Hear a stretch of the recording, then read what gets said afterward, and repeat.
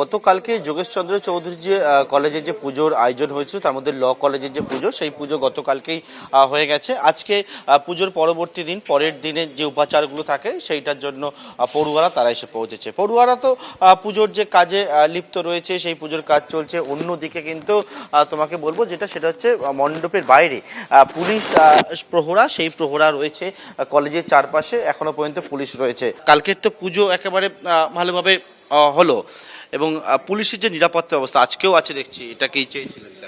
হ্যাঁ, অবশ্যই। এখন যে সিচুয়েশন, সেই জায়গায় দাঁড়িয়ে পুলিশি নিরাপত্তা আছে বলেই আমরা এত সুন্দরভাবে সুষ্ঠুভাবে মায়ের পুজোটা করতে পেরেছি। আশা করছি যে প্রতিমা নিরঞ্জন, দধিকর্মা এবং বাকি যে প্রসিডিওর আমাদের আছে সেটাও আমরা নির্বিঘ্নে করতে পারবো। আপনারা নিরাপত্তা চাইছেন কলেজের মধ্যে, বেশ কিছু বিষয় উই ওয়ান্ট জাস্টিস স্লোগান, সেই বিষয়ে আমি কোনো মন্তব্য এই মুহূর্তে করছি না।